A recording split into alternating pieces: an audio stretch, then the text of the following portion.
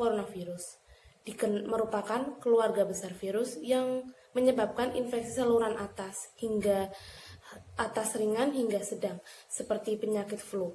COVID-19 atau dikenal juga coronavirus pertama kali ditemukan di kota Wuhan, Cina, lalu menyebar hampir ke seluruh dunia pada Januari 2020 dan mulai memasuki kawasan Indonesia pada tanggal 19 Maret 2020.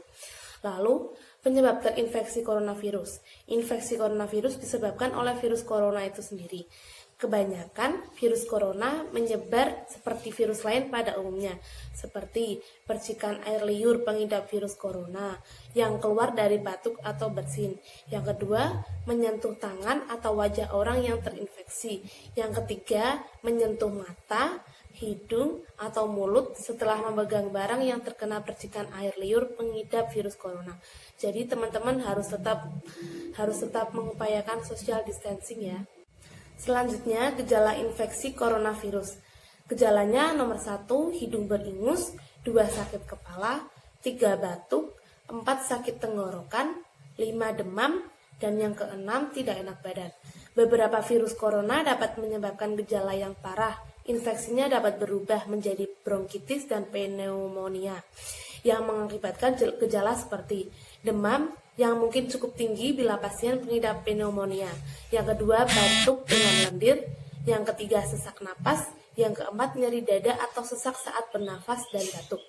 Selanjutnya, bagi teman-teman sudah mulai ada gejala seperti itu, lebih baik bisa diperiksakan ke layanan kesehatan ya. Selanjutnya, untuk pencegahan infeksi virus corona, sampai saat ini belum ada vaksin untuk mencegah infeksi virus corona. Namun, setidaknya ada beberapa cara yang bisa dilakukan untuk mengurangi resiko terjangkit virus ini. Upaya yang bisa dilakukan: 1. Sering-seringlah mencuci tangan dengan sabun dan air. 2. Hindari menyentuh wajah, hidung, atau mulut saat tangan dalam keadaan kotor atau belum dicuci. Yang ketiga, hindari kontak langsung atau berdekatan dengan orang yang sakit. Yang keempat, hindari menyentuh hewan atau unggas liar.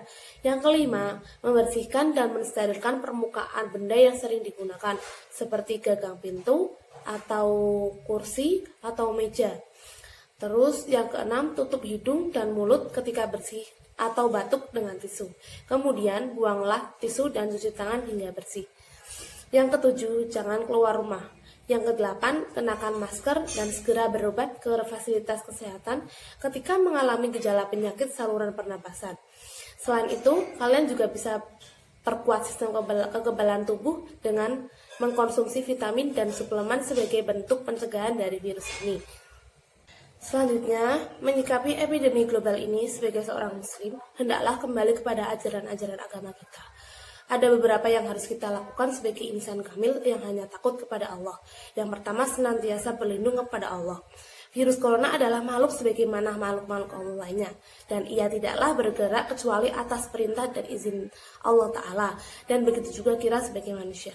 Oleh karenanya, kita senantiasa meminta perlindungan dari wabah ini kepada Allah. Sebelum kita berlindung kepada kemampuan diri kita sendiri atau kemampuan makhluk lainnya, berlindung kepada Allah ini bisa dilakukan dengan senantiasa membaca doa-doa pelindung yang bersumber dari Nabi Muhammad SAW, seperti doa yang dianjurkan untuk dibaca di pagi dan di petang hari. Doanya adalah Bismillahilladzi la yadurru ma'asmihi syai'un fil ardi wala fis sama'i wa huwas sami'ul alim. Yang kedua, berikhtiar untuk pencegahan. Di samping berlindung kepada Allah, tentunya sebagai seorang manusia, kita juga harus berikhtiar dengan melakukan usaha-usaha pencegahan agar virus ini tidak menular kepada diri kita atau kepada orang yang kita sayangi. Ikhtiar ini bisa dilakukan dalam skala individu maupun skala berjamaah. Ikhtiar dalam skala individu dilakukan dengan mengikuti cara-cara yang dianjurkan oleh para ahli dalam bidang ini, seperti rutin menjaga kesehatan, rutin mencuci tangan, rutin memakan makanan yang baik, rutin berwudu, serta menghindari keluar rumah dan berkumpul di tempat keramaian bila tidak diperlukan.